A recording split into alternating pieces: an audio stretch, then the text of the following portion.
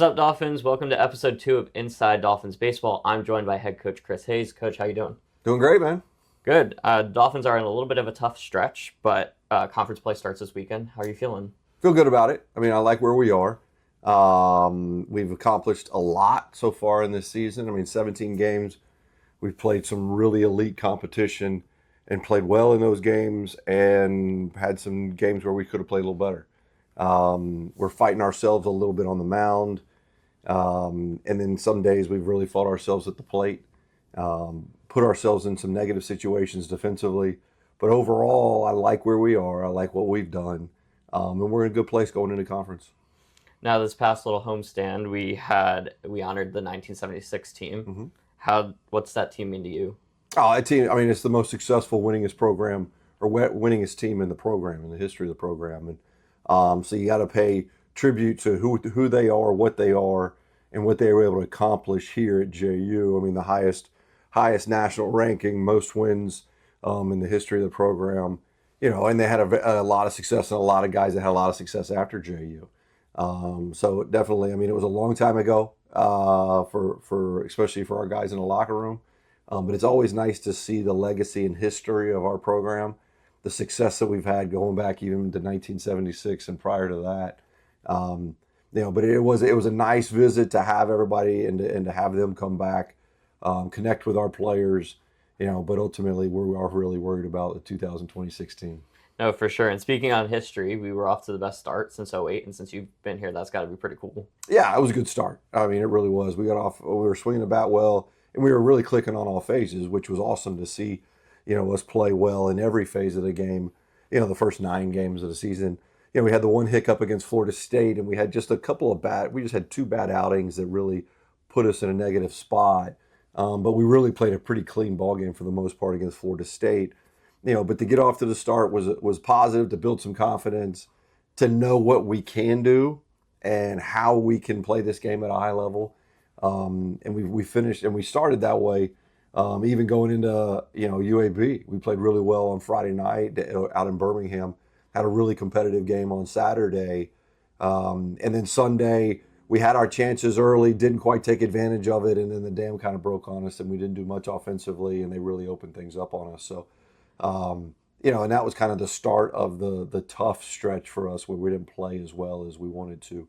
But again, I like the compete that we've had, the competitiveness that we've had. I like how we've competed. Monday night against USF was a really, really competitive ball game. And if they hit, we pitched, they pitched, and ultimately they got us in the end. But it was a really good ball game, so it was nice to see that going into the conference.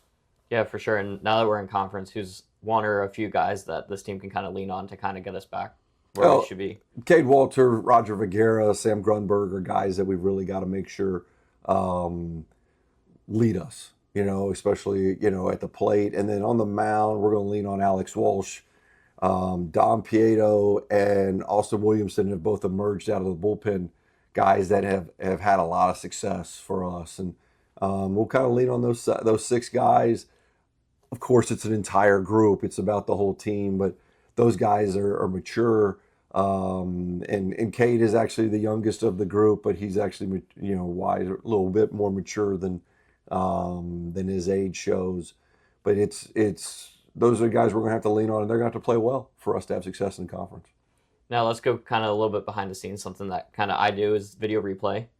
You get 2 per game. You keep the challenges if you win it.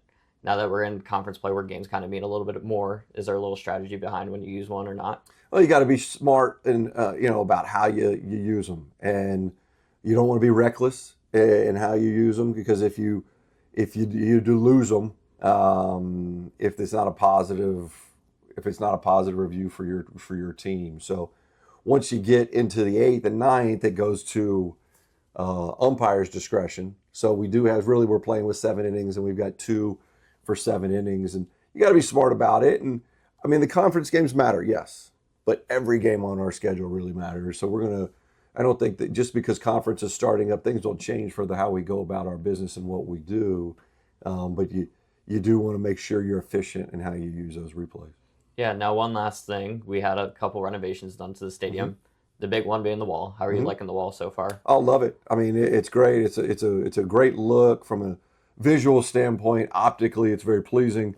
Um, but then from a player safety standpoint, we've already had some guys run into the wall, and they didn't miss a beat. Whereas if they'd have run into the wall at old John Sessions, they might have still been laying there. Yeah. So feel good about the wall, the dimensions. I think it's played pretty fair.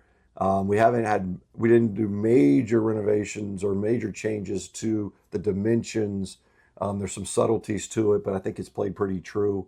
And from a safety standpoint, it's been a huge win for us. So excited about the wall going forward. Yeah, well, I thank you for your time, and I hope you all enjoyed this episode with Coach Chris Hayes.